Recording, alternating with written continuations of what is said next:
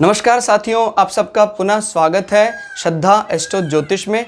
आज हम लोग कवर करने वाले हैं मिथुन लगन की कुंडली में यदि शनि सप्तम भाव में बैठे हैं तो क्या फल है।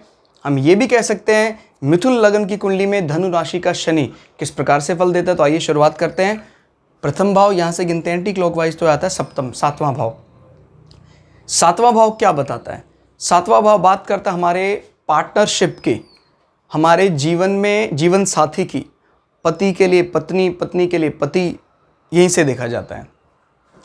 सातवां भाव अगर किसी का शुद्ध है तो सबसे बड़ी तपस्या जीवन में सातवां भाव ही दिलाता है। याद रखिएगा, मेरे जीवन का सबसे बड़ा तप क्या हो सकता है? पत्नी व्रत का पालन करना या किसी महिला के जीवन में पति व्रत का पालन करना, ये यहां से देखा जाता है। अगर किसी की सप्तम भाव शुद्ध है, अगर राहु केतु की दृष्टि पड़ भी रही है, उसके बाद भी बहुत बली बृहस्पति या बहुत बली शुक्र इस भाव के बल को बढ़ा देता है। और इस भाव के बल का बढ़ना क्या बताता है?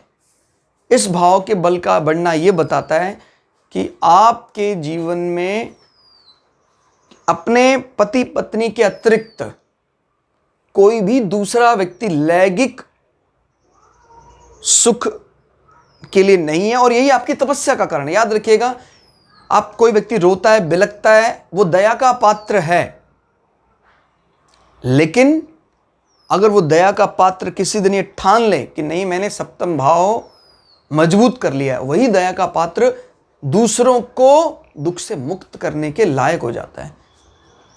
कुछ और नहीं करना आपको, सिर्फ ये करो, ये सबसे बड़ा तप है। कहता जी मैंने 1,00,000 मंत्र जप किया।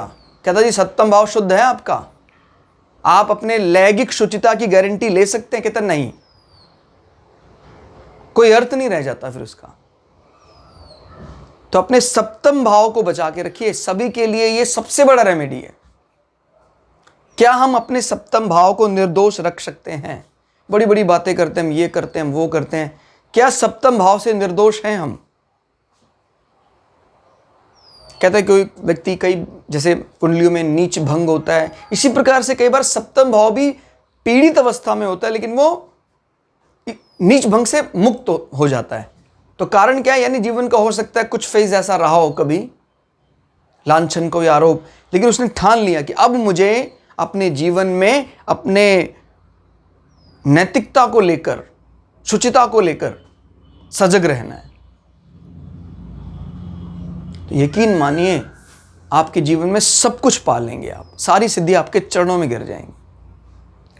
शास्त्रों का अध्ययन आपने मतलब खुद ही देखा है, मतलब मैं खुद ही, आप अपने मन में आप जानते कितना अध्ययन करने वाले लोग भी जब कभी सातवें भाव को शुद्ध नहीं रख पाते हैं, समाज में मान प्रतिष्ठा धूमिल हो जाती है। बड़े बड़े साधु संतों का आपने कई बार देखा होगा, कितना नाम हो जाता है, लेकिन सातवें भाव को नहीं बचा पाते हैं। तो जब एकदम से कई बात खुलती है, हमारा जितना आदर सम्मान उनके प्रति था, वफादारी, सब तहस नहस हो जाती है। तो इसीलिए याद रखिए, सप्तम भाव ही सारी सिद्धियां यहीं से निकलती हैं। अगर आप बात करें कभी भी जीवन में, देखिए हम अष्टम भाव को अकल्ट का भाव कहते हैं, ठीक है वो बात, लेकिन सांसारिक रूप से जो हमारे रिलेशनशिप हैं, ये तो हमारे सीधे लैंगिक सुखों की बात ये कर रहा है, लैंगिक, लेकिन जो हमारे पति पत्नियों के बीच संबंधों की बात है, वो कहां से दिखाई देती है? सातवें भाव से। तो संबंधों को कलंकित होने नहीं देना है। अब मान लीजिए किसी का अष्टम भाव पीड़ित जान पड़ता है, तो कहता है भी उसके ना लिंग में कहीं या योनि में कहीं दोष हो सकता है, लेकिन उसके बावजूद भी अगर सातवां भाव शुद्ध है, कैरेक्टर में दोष नहीं होगा। तो फर्क को जानिए और यहीं से तपस्या शुरू कीजिए। अब यहां पर क्या है धनु राशि का? तो धनु राशि अग्नि तत्व राशि है, बृहस्पति की राशि है, सात्विक राशि है। तो आदमी का जो भी पार्टनर होगा इनके मुकाबले ज़्यादा डोमिनेटिंग होगा। मिथुन लग्न तो नियर टू सन अथॉरिटी के साथ मिलने वाले व्यक्तित्व माने जाते हैं। इनके मुकाबले ये काफ़ी ज़्यादा एग्रेसिव जान पड़ता है, सही को सही गलत को गलत कहने का मादा रखता है। शनि यहाँ पर बैठकर 8वें और 9वें भाव को रिप्रेजेंट करते हैं। जो 9वें भाव का स्वामी आपके केंद्र हाउस में आ गया है। अगर बृहस्पति शनि के साथ बैठ जाए, शनि के हाउस में बैठ जाए, तो आपको मटेरियल गेन के लिए बहुत अच्छा होगा। ये एक राजयोग बन जाएगा जो आपके पत्नी से मिलने वाले यश मान सम्मान को बढ़ा देगा। लेकिन एक विरोधाभास जरूर है कि ये इस राशि को पसंद नहीं करता है, तो वैमनस्व रहेगा। पत्नी से मिलने वाले यश को बढ़ाता है वो राजयोग, लेकिन क्या आप पत्नी से सेटिस्फाई हैं? क्या आपका भाग्य सप्तम भाव में बैठकर भाग्यपति प्रसन्न है? प्रसन्न नहीं है। तो ये भाग्य कई बार कमजोर होने की बात करता है। कई बार का अर्थ यह है कि बृहस्पति अगर राजयोग में इन्वॉल्व नहीं होगा तो निश्चित तौर पर आपको कमजोर लगेगा विवाह होने के बाद, यार ये मेरे अनुकूल नहीं है। अपने से 12 होकर बैठा शनि, और उस हाउस में नहीं बैठा जिस हाउस का नेचर उसको पसंद है। आयु को कम करेगा। आपके 8वें और 7वें दोनों भाव को इसने पीड़ित कर दिया। अगर अब राहु की भी दृष्टि यहां पड़ जाए, राहु बैठ भी जाए, तो फिर ये संबंधों को कलंकित भी कर देता है। लेकिन अगर बृहस्पति पड़ जाए तो वही दोष को काफी हद तक संभाल लेता है। बृहस्पति की नजर पड़ जाए, इस पर एक्सचेंज कर ले, तो फिर ये राजयोग बन जाएगा। लेकिन हमें काफी ज्यादा बड़े सहारे की जरूरत है। इससे पहले हमने देखा था शनि अपने आप अपने दम पर चल रहे थे, लेकिन यहां सहारे की जरूरत है। आयु को कम करेगा। ससुराल पक्ष आपको फायदा की बजाय नुकसान दे सकता है, व्यय का कारण बन रहा है।